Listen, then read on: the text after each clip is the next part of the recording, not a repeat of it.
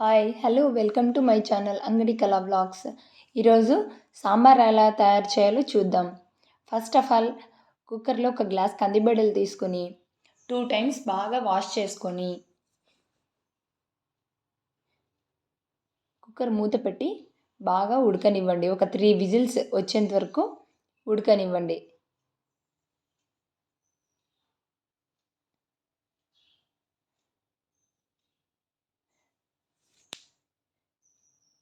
ఈ కందిబెడలు అనేది మెత్తగా ఉడకనివ్వాలి బాగా.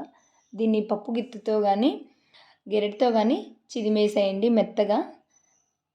అదే కుక్కర్లో వెజిటబుల్స్ వేసుకోండి. నేను ఇక్కడ బీన్స్, ఆలుగడ్డలు,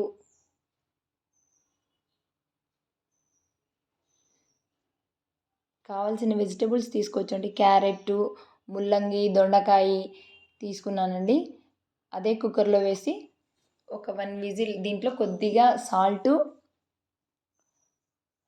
మునక్కాడలు, బెండకాయలు తొందరగా ఉడికిపోతాయి కదండి. సో నేను అవి దాంట్లోకి యాడ్ చేసుకోలేదండి. కొద్దిగా వాటర్ వేసుకొని,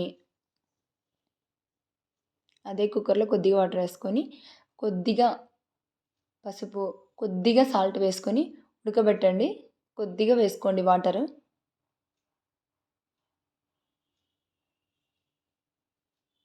1 విజిల్ వస్తే చాలండి. మరీ మెత్తగా అయితే వెజిటబుల్స్ బాగుండవు. 1 విజిల్ వచ్చేసినా చాలండి. 1 విజిల్ కూడా మెత్తగా ఉడికిపోతాయి. కొద్దిగా ఉడికితే చాలండి. మిక్సీ జార్లో సాంబార్ పొడి, కొద్దిగా పసుపు, కారం పొడి, నేను ఎంటీఆర్ సాంబార్ పొడి తీసుకున్నానండి. కొద్దిగా గరం మసాలా, ధనియా పౌడర్ అండి. దీంట్లో అన్నీ యాడ్ చేసి ఉంటాను. వెల్లుల్లి రెమ్మలు, కొద్దిగా కొబ్బరి తీసుకున్నానండి. కొబ్బరి పొడి ఇది ఇంట్లోదేనండి, షాప్లోది కాదు. సో మిక్సీ పట్టి మెత్తగా పట్టేసుకున్నానండి. మిక్సీకి పౌడర్ అనేది పక్కన పెట్టుకున్నా. సో గ్యాస్ మీద ఒక మూకుడు పెట్టుకొని దాంట్లో పోపు వేసుకుందామండి. ఒక మూకుడు పెట్టుకొని ఆయిల్ వేసుకొని, కొద్దిగా ఆయిల్ వేసి పోపు దినుసులు, వెల్లుల్లి రెమ్మలు, కరివేపాకు రెమ్మలు, ఒట్టిమిరపకాయలు చిదిమేసుకోండి. ఒట్టిమిరపకాయలని 2 ఉల్లిపాయలండి కట్ చేసుకొని, చిన్నగా కట్ చేసుకొని యాడ్ చేసుకొని బాగా తిప్పండి. అదే దాంట్లో టమాటోలు వేసుకున్నాను. వేసుకొని బాగా మగ్గనివ్వండి. దీంట్లో మునక్కాడలు కూడా వేసానండి. మునక్కాడలు వాటర్లోకి వేస్తే తొందరగా ఉడికిపోతాయి. మునక్కాడలు, బెండకాయలు ఈ ఆయిల్లోనే వేసేసానండి. బాగా మగ్గనివ్వండి ఈ ఆయిల్లో. నేను ప్లేట్ మూత పెట్టానండి తొందరగా మగ్గిపోతాయని.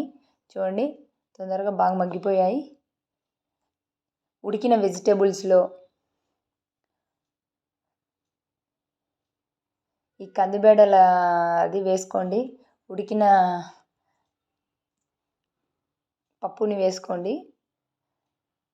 సేమ్ దాంట్లోనే ఆ కుక్కర్లోనే ఈ పోపు వేసుకున్నది కూడా యాడ్ చేసుకోండి. మొత్తం అన్నీ టోటల్లీ ఈ కుక్కర్లోకి యాడ్ చేసుకొని సాంబార్ పౌడర్ కూడా వేసుకోండి. మిక్సీకి పట్టినది వేసుకొని గెరిటతో బాగా తిప్పండి. చింతపులుసు వేసుకోండి.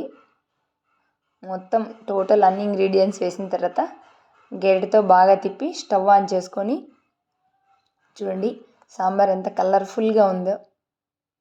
ఇలా ఒకసారి ట్రై చేయండి. చాలా రుచిగా టేస్ట్గా ఉంటుంది. కొద్దిగా బెల్లం ముక్క వేయండి.